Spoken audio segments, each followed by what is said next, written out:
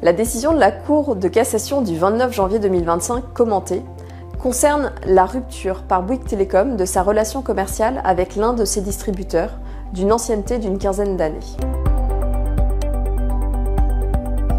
Cette relation commerciale, initialement gouvernée par des conditions générales de distribution, fut renforcée par des conditions particulières signées 9 ans plus tard.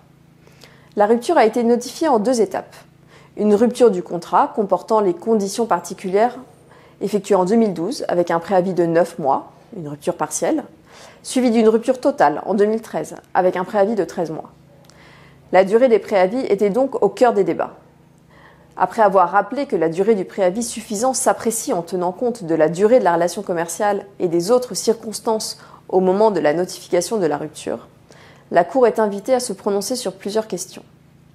S'agissant de la durée de la relation commerciale à prendre en compte, faut-il tenir compte de la durée de la relation commerciale à la date de cessation effective ou à la date de la notification de la rupture?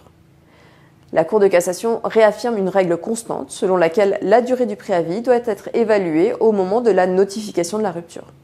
Cela apporte une sécurité juridique aux parties en précisant le moment clé pour l'évaluation du préjudice. Sur la durée du préavis, la Cour de cassation rappelle l'importance d'une analyse concrète de la relation commerciale, prenant en compte divers facteurs tels que la durée de la relation, le volume d'affaires et l'état de dépendance économique.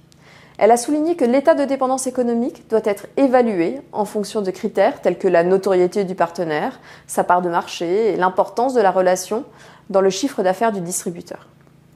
La Cour a rejeté l'argument selon lequel la rupture était prévisible en raison de l'arrivée de Free sur le marché, soulignant que la prévisibilité n'exclut pas la brutalité de la rupture. Sans surprise, la Cour de cassation, ne contrôlant pas l'évaluation du temps du préavis opéré par les juges du fond, elle s'en remet à l'appréciation souveraine des juges du fond qui ont retenu que le préavis raisonnable devait être fixé à 24 mois. Cette décision rappelle l'importance d'évaluer correctement la dépendance économique dans les relations commerciales. Les entreprises doivent être vigilantes quant à la durée des préavis en cas de rupture, surtout si elles sont en situation de dépendance économique.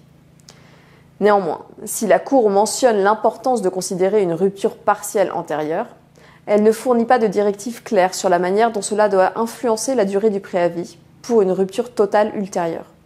Cela laisse une certaine incertitude pour les entreprises.